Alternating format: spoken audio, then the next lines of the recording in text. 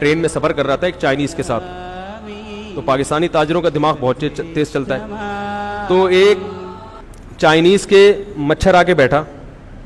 Chinese دنیا کی ہر چیز کھا لیتے ہیں, چائنیز نے اٹھایا اور کھا لیا. اب پاکستان نے بولا یار ادھر تو مچھروں کا بزنس بھی ہو سکتا ہے.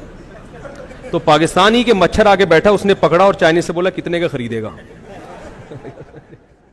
تھوڑے سے چٹکلے چلتے رہتے ہیں, ان کا موضوع سے تعلق تو نہیں ہے لیکن تھوڑا سا آپ کا دل اس میں لگا رہے کہ وہ ایک جو چوہا جو ہے نا, چوہا, اس نے ایک ہاتھی کو دریا میں نہاتے ہوئے دیکھا.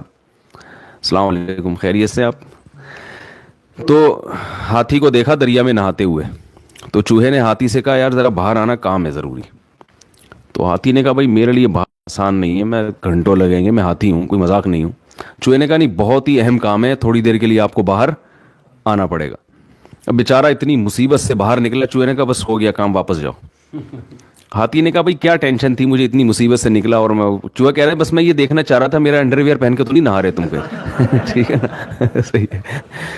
تو خیر ہاتھی انڈر ویئر نہیں پہنتا. کوئی بھی دنیا کا جانور ایسا نہیں ہے دنیا میں کوئی جو لباس زیبتن کرتا ہو, کیونکہ لباس کا تعلق کس سے ہے؟ تہذیب سے. انسان ہمیشہ سے لباس پہنتا آیا ہے, یہاں تک کہ قرآن مجید میں اللہ نے فرمایا ہے کہ جب آدم علیہ الصلاۃ والسلام سے خطا ہوئی ہے جنت میں, تو اس خطا کے بدلے میں اللہ نے جو سب سے پہلی سزا دی ان کا لباس چھین لیا. حالانکہ وہ دونوں میاں بیوی تھے, حضرت آدم اور حوا, لیکن ان میں اتنی حیا تھی کہ فتفقا یخصفان علیہما من ورق الجنہ, کہ جنت کے درختوں کے پتوں سے اپنے جسم کو ڈھانپنے لگے. تو پہلے دن سے اللہ نے انسان کے مزاج میں اور انسان کے فطرت میں کیا رکھا ہے؟ تہذیب. لباس کا تعلق کس سے ہے؟ تہذیب. ایک جاہل پیر تھے, جاہل پیر ہوتے ہیں نا اپنے مریدوں کو بس کھانے کھلانے کی ترغیب. انہوں نے کہیں کدو کی فضیلت پہ بیان کیا. کس پہ بیان کیا؟ کدو کی فضیلت. نبی صحیح حدیث ہے کہ رسول اللہ صلی اللہ علیہ وسلم کو لوکی اور کدو جو ہے نا یہ بہت پسند تھا, یہ صحیح حدیث ہے. حضرت انس بن مالک رضی اللہ تعالی عنہ فرماتے ہیں کہ جب ایک صحابی نے حضرت انس بن مالک کو دیکھا کہ وہ سالن پکا ہوا ہے, اس میں جہاں جہاں کدو ہے نا, تو حضرت انس بن مالک وہ کدو تلاش کر کر کے کھا رہے ہیں. تو کسی نے پوچھا کہ ایسا کیوں؟ فرمایا میں نے نبی صلی اللہ علیہ وسلم کو ایسے ہی دیکھا. آپ کو لوکی پسند تھی, صحت کے لیے بھی بڑی زبردست چیز ہے, لیکن یہ ایک طبعی چیز ہے نا, کوئی ضروری نہیں کہ ہر آدمی کو پسند ہو, یہ تو طبعی چیز ہے. تو آپ وہ مولانا جو جاہل پیر تھے نا, انہوں نے اپنے مریدوں کو حدیث سنائی کہ کدو نبی نے کھایا, نبی کی سنت. جب کھانے کا ٹائم آیا نا, تو وہ جو مرید تھا اس نے کہا کہ حضرت میں آپ کے لیے کدو شریف پکا کے لے آؤں. اب کدو کے ساتھ کیونکہ سنت ہو تو شریف کا لفظ بھی ایڈ کر دیا کہ کدو اتنے فضائل سنے, تو حضرت میں آپ کے لیے کدو شریف پکا کے لے آؤں. وہ ان کے تو آسان خطا, یار اب ہمیں کدو کھلائیں گے یہ. تو انہوں نے کہا یار ہم گناہگار لوگ ہیں, میرے لیے کوئی بغیرت سی مرغی پکا کے لے آؤ تم. ہم کیا ہیں؟ ہم بڑے گناہگار لوگ ہیں, کدو شریف کہاں, ہمارے لیے کوئی بغیرت سی جس میں غیرت بالکل ہی نہ ہو. تو یہ جو فارمی چکن ہے نا, اس بیچارے کو کچھ پتہ نہیں. مجھ سے ایک دفعہ بقرعید میں کسی نے مسئلہ پوچھا کہ حاملہ گائے جو ہے نا, حاملہ گائے, اس کی قربانی جائز ہے؟ میں نے کہا ہاں جائز ہے. تو انہوں نے کہا اس بیچارے معصوم بچے کا کیا قصور ہے؟ وہ جو گائے کے پیٹ میں معصوم بچہ ہے اس کا کیا قصور ہے؟ تو میں نے کہا اس کی ماں بیچاری کا کیا قصور تھا جس کو ہم کاٹ رہے ہیں, اس سے اس کو کسی جرم کی سزا دی جا رہی ہے. تو جانور بیچارے کا کوئی قصور تھوڑی ہوتا ہے کہ جو ہم اس کو کاٹ کے کھاتے ہیں. وہ اللہ نے بنایا کس کے لیے؟ ہمارے لیے. چٹکلا سناتا ہوں نا, کئی بار آپ سن چکے ہیں. وہ ایک بچے نے, ایک مس تھی, انہوں نے وہ بچے بیٹھے ہوئے تھے, اسٹوڈنٹس بیٹھے ہوئے تھے, ان سے معاہدے لیے کہ دیکھو بیٹا پکا وعدہ کرو, پکا وعدہ کرو کہ پان گٹکا نہیں کھاؤ گے. انہوں نے کہا میس پکا وعدہ پان گٹکا نہیں کھائیں گے. بیٹا پکا وعدہ کرو چوری نہیں کریں گے. میس کبھی بھی چوری نہیں کریں گے. ہر چیز پہ وعدہ کر رہے تھے, سارے معاہدے کروا لیے, ملک کی خدمت کریں گے, یہ کریں گے, وہ کریں گے, ایمانداری سے جہاں بھی جائیں گے ایماندار. آخر میں کہا کہ بچوں پکا وعدہ کرو لڑکیوں کا پیچھا نہیں کریں گے. بچوں نے کہا پکا وعدہ لڑکیوں کا پیچھا نہیں کریں گے. اب بچوں جو ہے نا اندر وعدہ تو کر لیا. اب مس نے کہا اچھا پکا وعدہ کرو ملک پر جب جان دینے کی باری آئی تو جان دیں گے. انہوں نے کہا دے دیں گے, ایسی زندگی کا کرنا بھی کیا ہے ہم نے. جب جان دینے کی باری آئے گی تو کیا کریں گے؟ جان دے دیں گے, زندگی کو بچا کے کرنا بھی کیا ہے. میں تو ایک جگہ حیران ہو گیا, ہم کہیں جنگل میں گئے تفریح کے لیے, تو مجھے تھوڑا سا شوق ہے مختلف لوگوں کا انٹرویو لینے کا, ان کا کلچر کیا ہے.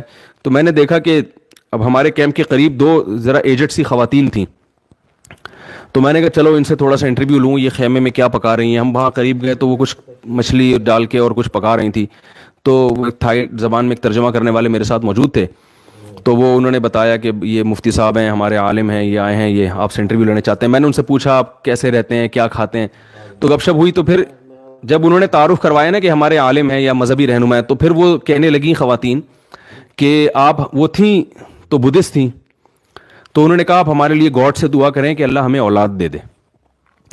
تو میں نے کہا یہ دونوں لیڈیز کے اولاد, یعنی شاید ہمیں سے مراد ہو, ان کے میاں کہیں اور رہتے ہوں گے, دونوں کی اولاد نہیں ہوئی. تو میں نے کہا کہ وہ کیا مطلب آپ دونوں کے, یعنی شوہر کہاں ہیں. تو پتہ چلا کہ یہ ان کا شوہر ہے اور یہ کیا ہیں.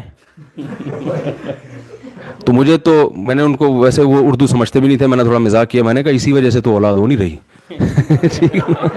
بھائی اولاد کے لیے ایک کا عورت ہونا تو دوسرے کا مرد ہونا, یہ تو دونوں فرشتے بھی کنفیوز ہو رہے ہیں کہ یار یہ کیا مسئلہ ہوا کیا ہے.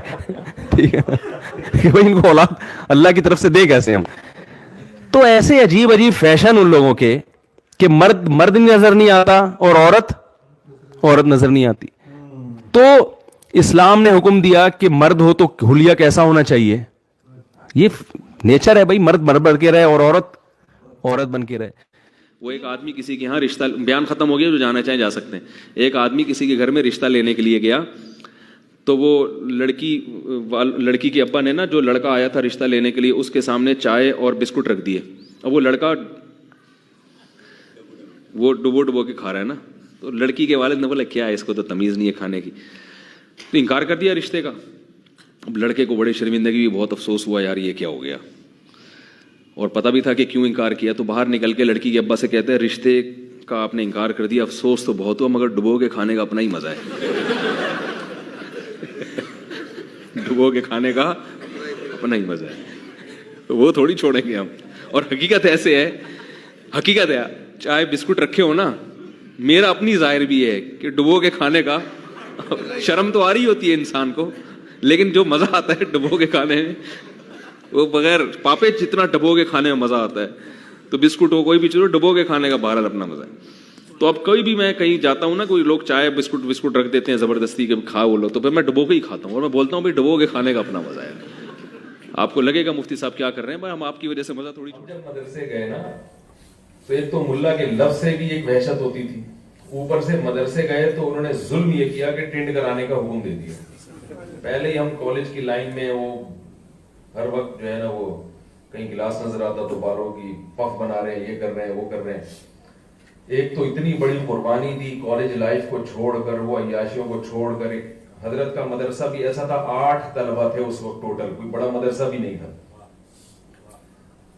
تو اس میں جانا ایک, میں سمجھتا ہوں اللہ نے قربانی لے لی, اور اوپر سے آرڈر کیا آیا کہ یہ کیا کرا دو, اب بڑا طبیعت پہ شاک گزرا. گھر میں جائیں گے تو گھر والے اور مذاق اڑائیں گے, لوگ بھی, دوست احباب بھی, یار کیا بنا کے. اس لیے میں مدرسوں میں ٹینٹ کرانے کے بہت زیادہ خلاف ہوں. اور یہ جو میں نے بال رکھے تھے نا 8-10 سال زلفیں, یہ اس ٹینٹ کے احتجاج میں رکھی تھی.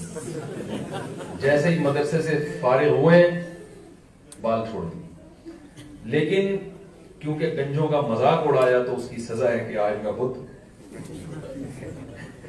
خیر وہ ٹینٹ تو میں نے کرائی, دوبارہ رکھ لیں گے بال انشاءاللہ.